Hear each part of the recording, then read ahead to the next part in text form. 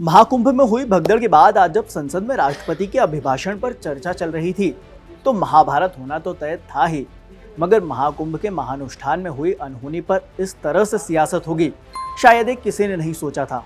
भगदड़ में हुई मौतों का संसद में ऐसा तमाशा होगा इसकी भी किसी ने कल्पना नहीं की थी।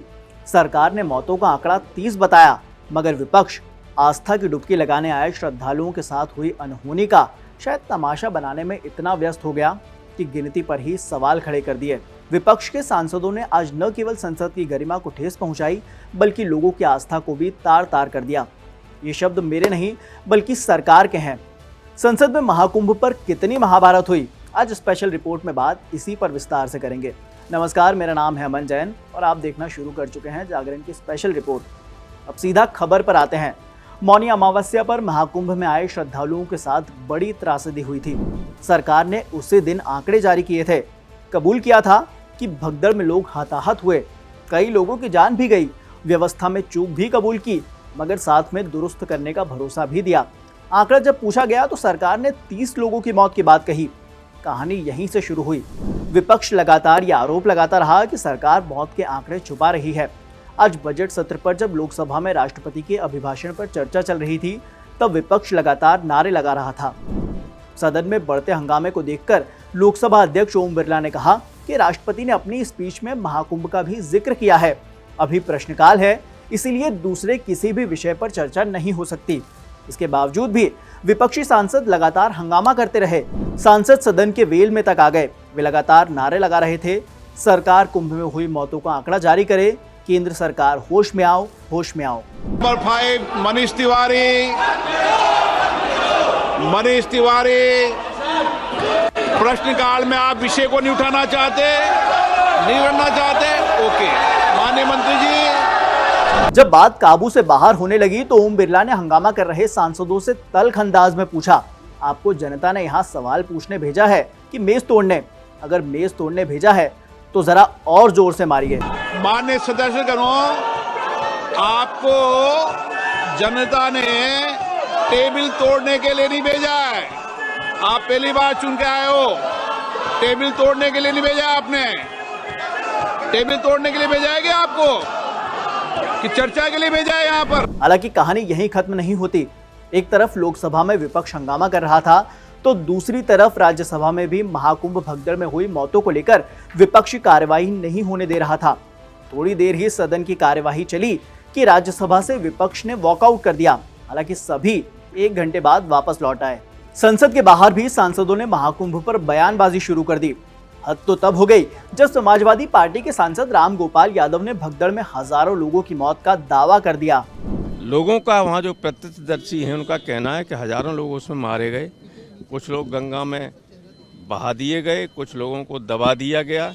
संख्या 30 से ऊपर न जाने पाए, ये मुख्यमंत्री का स्पष्ट अधिकारियों को आदेश है। वो पूरे क्वेश्चन आवर को पहले तो हल्ला हंगामा में वो पूरा निकाल दिया। अध्यक्ष महोदय कह रहे थे कि प्रश्नकाल को चलने दें अच्छे से, कोऑर्डिनेटेड तरीके से। पक्ष और विपक्ष दोनों का जिम्मेदारी होता है प्रश्नकाल को चलाना, पर वो तब भी हल्ला हंगामा किया। उन्होंने कहा कि आप अगर महाकुंभ के मुद्दे पे आप चर्चा करना चाहते हैं तो राष्ट्रपति अभिभाषण पे जो धन्यवाद प्रस्ताव आएगा आप उसमें भी महाकुंभ के बात को आप उठा सकते हैं। समाजवादी पार्टी की सांसद जया बच्चन ने तो एक कदम और आगे बेतुका बयान ही दे दिया।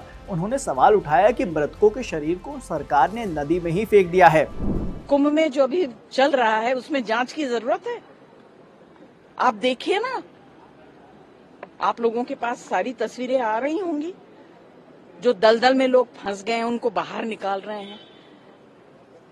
और ये भी सुनाई दे रहा है कि पोस्टमार्टम भी नहीं हो रहा है। अरे बाबा, पोस्टमार्टम का सवाल नहीं है, डेड बॉडीज को उठा के पानी में डाल दिया है। पानी में डाल दिया, कंटामिनेटेड नहीं है वो वाटर। और जल शक्ति के ऊपर हम लोग भाषण दे रहे हैं हाउस में। अब विपक्ष ने सवाल उठाए तो संसद में सरकार की तरफ से रविशंकर प्रसाद ने जवाब दिया। उन्होंने बताया कि 2 फरवरी तक महाकुंभ में 35 करोड़ लोग स्नान कर चुके हैं। हादसे पर दुख जताते हुए कहा कि भगदड़ की जांच चल रही है और उसमें भी षड्यंत्र की बू आ रही है। जब पूरी जांच हो जाएगी तो वो हादसा किसने करवाया, उन्हें शर्म से झुकना पड़ेगा। राष्ट्रपति जी ने जो कुंभ में महान आयोजन चल रहा है उसकी भी चर्चा की है। कल रात तक खबर मिली 35 करोड़ लोग स्नान कर चुके हैं, 35 करोड़ लोग। उन्होंने दुख भी प्रकट किया, जो लोग एक हादसा हुआ उसकी भी जांच चल रही है और उस जांच में भी षड्यंत्र की बू आ रही है। जब पूरा जांच सामने आएगी तो वो हादसा किसने करवाया उनको शर्म से झुकना पड़ेगा, ये भी मैं कहना चाहता हूं। रविशंकर ने विपक्ष पर निशाना साधते हुए ये भी कहा कि महाकुंभ और सनातन का नाम सुनते ही उन्हें परेशानी क्यों हो जाती है। ये कुंभ का नाम सुनते और सनातन का नाम सुनते उनको परेशानी क्यों हो जाती है, क्या हो जाता है? जिस तरह से और एक बात मैं इस सदन में साफ साफ करना चाहता हूं, सनातन का अपमान नहीं सहेगा हिंदुस्तान, ये आप जान लीजिए। खैर, ये तो हुई सियासत की बात। अब आप उन आम लोगों की बात सुनिए जो भगदड़ के बाद महाकुंभ देखने पहुंचे हैं।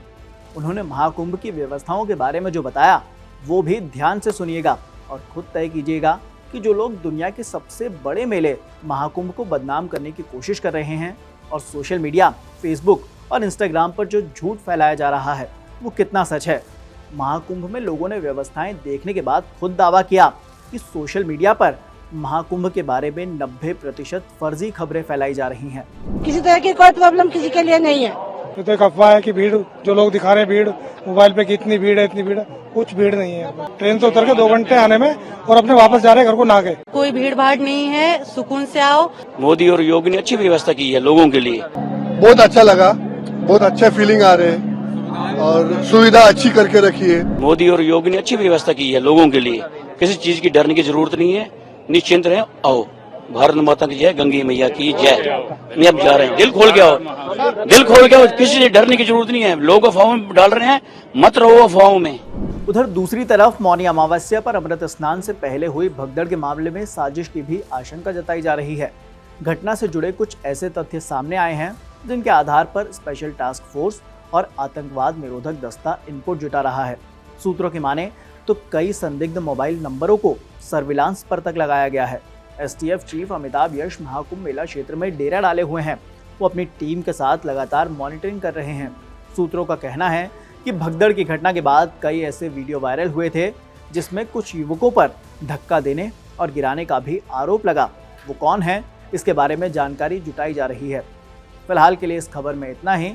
महाकुंभ हादसे में हुई मौतों को लेकर सवाल उठाना कितना लाजमी है, इस पर आप क्या सोचते हैं, हमें कमेंट बॉक्स में ज़रूर बताइए।